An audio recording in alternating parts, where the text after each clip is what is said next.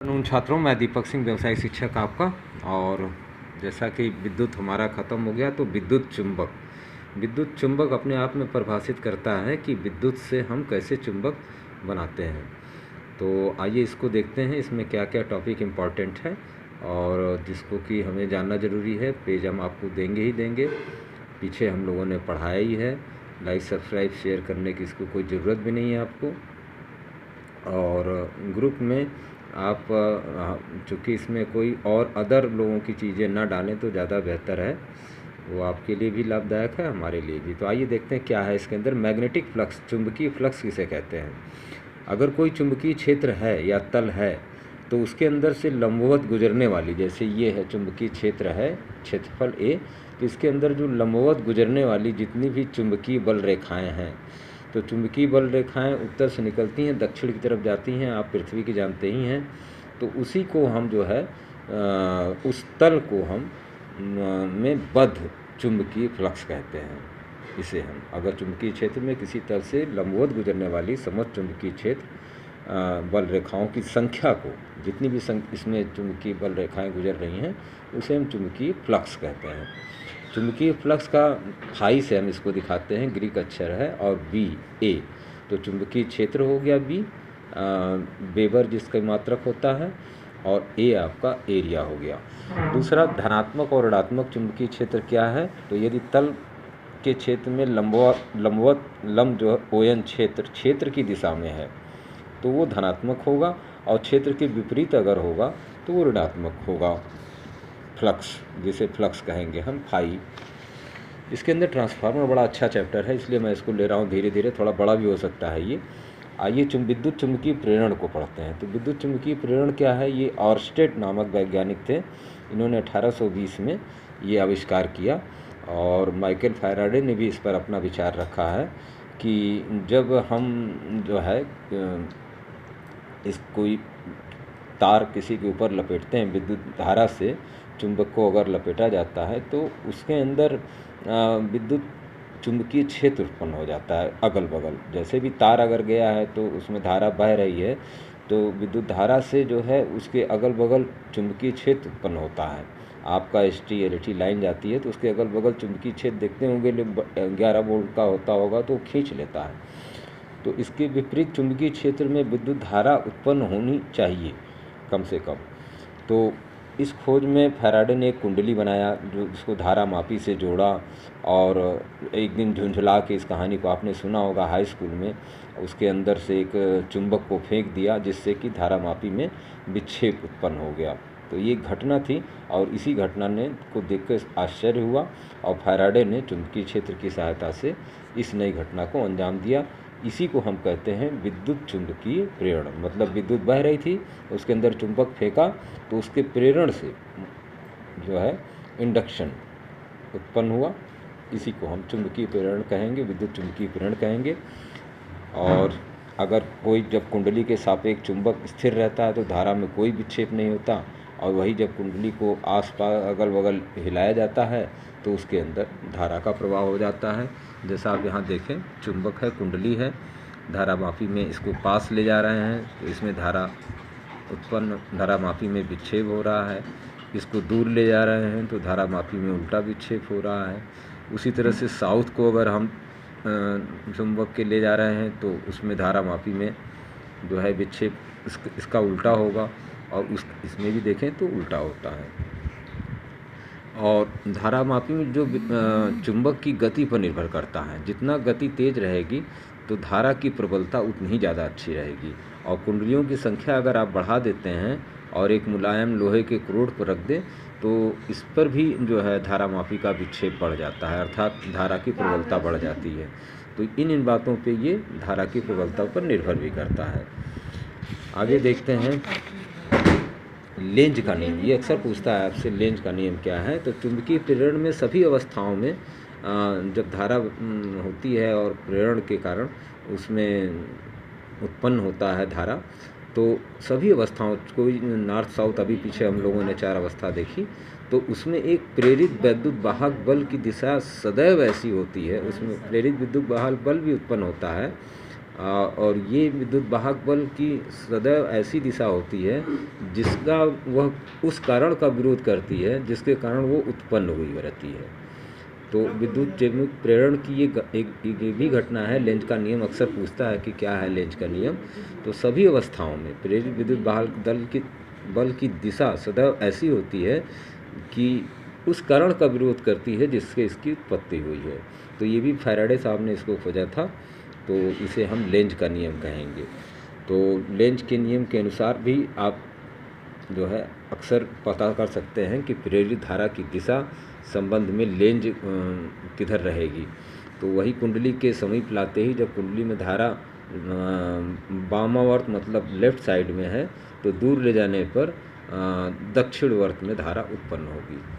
अब फैराडे साहब ने इसके नियम भी दिए। क्या नियम दिए कि नंबर 1 2 ही नियम हैं इसके जो इम्पॉर्टेंट। जब किसी परिपथ में अगर बद्ध चुंबकीय फ्लक्स में परिवर्तन होता है, मतलब अगर फ्लक्स में delta phi upon delta t और स्मॉल ई को हम चुंबकीय प्रेरित विद्युत वाहक बल भी कहते हैं, इसी से इसको डिनोट करते हैं। तो ये माइनस का चिन्ह इसलिए लगा है, देखिए जब किसी परिपथ में बद्ध चुंबकीय फ्लक्स में परिवर्तन होता है तो परिवर्तन से एक प्रेरित विद्युत वाहक बल उत्पन्न होता है और इससे उसमें धारा प्रेरित धारा बहने लगती है और जब तक बहती है जब तक उसमें परिवर्तन चुंबकीय फ्लक्स का परिवर्तन होता रहता है।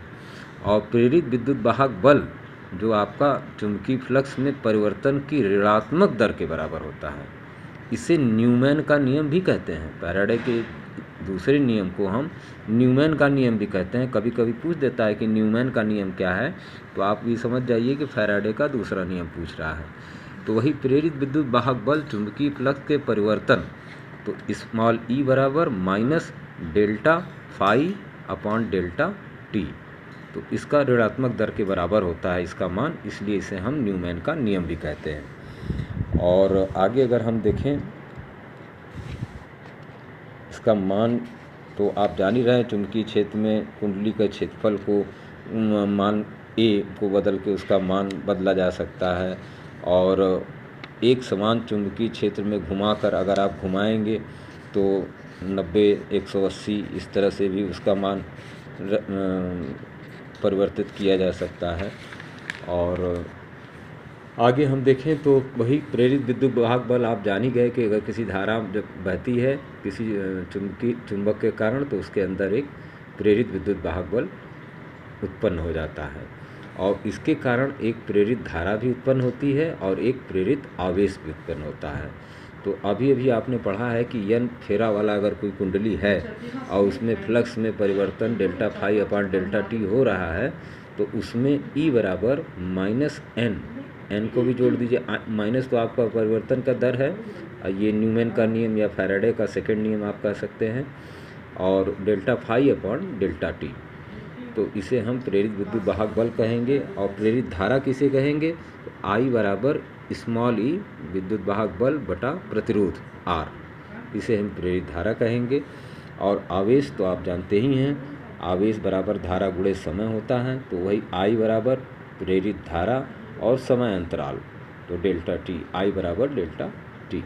तो ये तीनों परिभाषाएं छोटी छोटी इसके अंदर हैं। आगे देखें तो फ्लेमिंग का दाएं हाथ का नियम क्या है। तो फ्लेमिंग का दाएं हाथ का नियम चुंबकीय क्षेत्र पर आधारित है कि अगर आप दाएं हाथ का अंगूठा इस तरह से बनाते हैं और चुंबकीय क्षेत्र आपकी क्या बनाएगा, ये बड़ी उंगली आपकी चुंबकीय क्षेत्र की दिशा अगर बता रही है तो चालक की गति जो है आपकी ऊपर रहेगी और प्रेरित धारा की दिशा इसके इस साइड में ऐसे रहेगी। इसी को हम फ्लेमिंग का दाएं हाथ का नियम भी कहते हैं। विद्युत इलेक्ट्रिक जनरेटर या डायनमो अक्सर गाड़ी में आप लोगों ने देखा होगा लगा रहता है, तो ये बिजली पैदा आपका करता है, तभी आपकी गाड़ी भी चलती है। तो इसके अंदर भी आप देखें तो क्या क्या चीज़ें पाई जाती हैं। देखिए इसका चित्र ज़रूर बनाइएगा, बड़ा छोटा स्मॉल चित्र है, 2 चुंबक बने हुए हैं, बीच में एक शाफ्ट है आपका, एक कुंडली से शाफ्ट को दिखाया गया, जबकि आप देखते होंगे मोटा सा शाफ्ट रहता है, उस पर तार लपटे रहते हैं, तो यही जो है घूमता है। तो इसको घूमने के लिए ये B1 B2 दो ठो, एक बनाया जाता है B1 और दूसरा बनता है आपका इधर से B2 S1 S2। ये सर्पी वलय इसको कहते हैं, और ये V1 V2 बुश है आपका ये मोटर का। तो S1 S2 आपका यहाँ पे। और विद्युत धारा जो है आपकी इसमें इलेक्ट्रिक जनरेटर में आप कौन कौन चीज़ें होती हैं ये पूछ सकता है आपको। चित्र बना दीजिए, इसके नाम लिख दीजिए। क्षेत्र चुंबक, देखिए क्षेत्र NS क्षेत्र चुंबक है आपका। आर्मेचर ये ABCD आपका एक ही तो बना दीजिए। सर्पी वलय स्लिप रिंग इसको कहते हैं, S1 S2 बना दीजिए। बुश आपका हो गया ये। तो जब वही फ्लेमिंग के इसका कार्यविधि में वही है कि जब ये घूमता है ऐसे तो ये 90, फिर 180, फिर 270, फिर 180। तो इस तरह से जब ये घूमता है तो इसी तरह से ये घूमता है तो कोण बनाता हुआ घूमता है। तो अधिकतम धारा 180 से 270 तक के घुमाव में प्रेरित विद्युत वाहक बल अक्सर इसमें अधिकतम होता है। और जब 360 पे आ जाएगा तो प्रेरित विद्युत वाहक बल शून्य हो जाता है। लेकिन ये चूँकि इतनी तेज़ी से घूमता है कि दिखाई नहीं देता, पता नहीं चलता, इसलिए विद्युत वाहक बल शून्य नहीं हो पाता और तुरंत घूमता है। तो प्रारंभिक स्थिति में तो 180 से अधिक कोण बनाना शुरू करती है। यही आपका कार्य, इसके अंदर आप कार्य भी लिख सकते हैं। और इसको हम और अगर आगे डिटेल ना करें तो ज़्यादा ही अच्छा रहेगा, नहीं कन्फ्यूज़ हो जाएंगे आप। स्वप्रेरण क्या होता है? किसी विद्युत चुंबकीय प्रेरण की इस घटना को, जिसमें कुंडली में अगर मान लीजिए एक कुंडली है और उसके अंदर प्रवाहित धारा को परिवर्तित करने से स्वयं उसी कुंडली में प्रेरित धारा उत्पन्न हो जाती है। तो विद्युत चुंबकीय प्रेरण की घटना है और इसी कुंडली में धारा को परिवर्तित करेंगे जब आप कम ज़्यादा कुंडली की संख्या से चाहे क्षेत्रफल से, तो उसके अंदर क्या होगा कि अपनी एक प्रेरित धारा उत्पन्न हो जाती है। तो अपने आप उत्पन्न होती है, इसीलिए हम स्वप्रेरण इसको कहते हैं।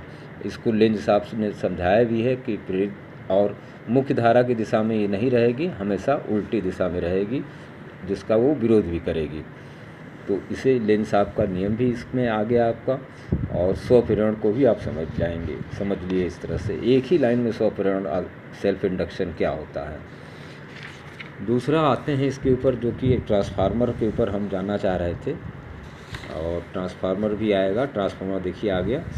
तो अन्योन प्रेरण किसे कहते हैं? जब हम दो कुंडलियों को पास पास में रखें और एक में बैटरी द्वारा विद्युत प्रवाहित करें, तो उसके कारण बहने वाली धारा का परिवर्तन करें उसके अंदर, या बंद करें या परिवर्तन करें, तो दूसरी कुंडली में भी एक विद्युत वाहक बल प्रेरित हो जाता है। तो विद्युत वाहक बल आएगा तो विद्युत धारा भी उसके अंदर आ जाएगी। तो इसी घटना को हम अन्योन प्रेरण कहते हैं। इसी पे ट्रांसफार्मर काम करता है। ट्रांसफार्मर आपके बैटरी इन्वर्टर में भी लगा हुआ है, घर में भी लगा हुआ है। तो प्राइमरी में उसके करंट दी जाती है, तो वो ऑटोमेटिक सेकेंडरी में जो करंट, द्वितीयक इसको बोल लीजिए कुंडली, सेकेंडरी में जो करंट उत्पन्न होती है उसी को हम कहते हैं अन्योन प्रेरण। अन्योन प्रेरण के कारण जो है उसमें ट्रांसफार्मर में का सिद्धांत भी, ट्रांसफार्मर का अक्सर पूछता है ट्रांसफार्मर का सिद्धांत क्या है, तो आराम से यहाँ से देख भी सकते हैं। ट्रांसफार्मर का सिद्धांत यही है कि अन्योन प्रेरण के कारण ट्रांसफार्मर जिस सिद्धांत पे काम करता है वो अन्योन प्रेरण, जिसे म्यूचुअल इंडक्शन भी हम कहते हैं। और इसमें AC धारा जो है विभव कम या ज़्यादा किया जाता है, तो इससे जो है दूसरे में भी धारा उत्पन्न हो जाती है। और प्रेरण का, चुंबकीय प्रेरण का इकाई अगर आपसे पूछता है तो हेनरी इसकी इकाई है, 1 वोल्ट पर एम्पियर सेकेंड। तो मिली हेनरी होता है, माइक्रो हेनरी होता है। और ट्रांसफार्मर 2 प्रकार के होते हैं, एक स्टेप अप। तो आप स्टेप अप में देखिए, स्टेप अप का कहने का मतलब ये है सेकेंडरी कुंडली में फेरों की संख्या ज़्यादा। स्टेप अप देखिए दिख भी रहा है, प्राइमरी में कम है और सेकेंडरी में, ये प्रतीक चिन्ह है ट्रांसफार्मर का। और ये ट्रांसफार्मर इस तरह से बना रहता है, इसके ऊपर क्रोड रहते हैं, ये एक दूसरे के अंदर इंसुलेशन लगा रहता है, इसलिए चिपकते नहीं हैं, धारा इसके अंदर शॉर्ट नहीं होती। तो प्राथमिक कुंडली है और सेकेंडरी कुंडली है, द्वितीयक कुंडली। तो स्टेप अप कहने का मतलब कि स्टेप अप में जब आपसे पूछे तो अब समझ लीजिए कि द्वितीयक में कुंडलियों की संख्या ज़्यादा है। और दूसरा स्टेप डाउन ट्रांसफार्मर जो वोल्टेज कम करता है, तो डाउन का मतलब द्वितीयक में कुंडली की संख्या कम है और प्राइमरी में ज़्यादा है। ये बड़ा याद करने का अच्छा तरीका है आपको। आप याद भी कर सकते हैं। और इसके अंदर जो है क्रियाविधि भी इसकी आसान है कि जब धारा को परिवर्तित किया जाता है तो प्रत्यावर्ती धारा जो है प्रत्येक चक्र में बदलती है, जिससे कि जो है प्राइमरी के कारण सेकेंडरी में धारा उत्पन्न हो जाती है। और ये निर्भर कैसे करती है, देखिए इसका ये फार्मूला बड़ा अच्छा है, हमेशा याद रखिएगा। IP बटा IS मतलब प्राइमरी में धारा बटा IS, तो उसी का ठीक उल्टा कुंडली की संख्या भी आप देख लें, VS बटा VP, NS बटा NP, ये तीनों बराबर होते हैं। इसमें सिर्फ IP और IS अलग ऊपर नीचे है और बाकी VS और VP, NS और NP। N क्या है, फेरों की संख्या है। तो आपको 3 ठो दे देगा, चौथा पूछ सकता है आपसे, इसमें या ये दोनों में से 3 दे दे, या इन दोनों में से 3 दे दे, या इसमें से 3 दे दे। ट्रांसफार्मर पर सवाल ज़रूर आता है 5-7 नंबर का, तो आप इसे छोड़िएगा मत। और ट्रांसफार्मर का उपयोग आप जानते ही हैं कि विद्युत शक्ति को दूर तक पहुंचाने के लिए इसका उपयोग किया जाता है। ये नहीं रहता तो हमारे लिए बहुत समस्या खड़ी होती AC धारा को इधर उधर करने में। और इसके अंदर आपको हानि भी होती है क्योंकि वो क्रोड लगा होता है। और खोखो साहब ने आपका एचपीटी है जो कि फिर से बढ़ गया है, फिर से बढ़ गया है, आपको दवाई खाइए फिर से। दो जरा सा। तो इसमें हम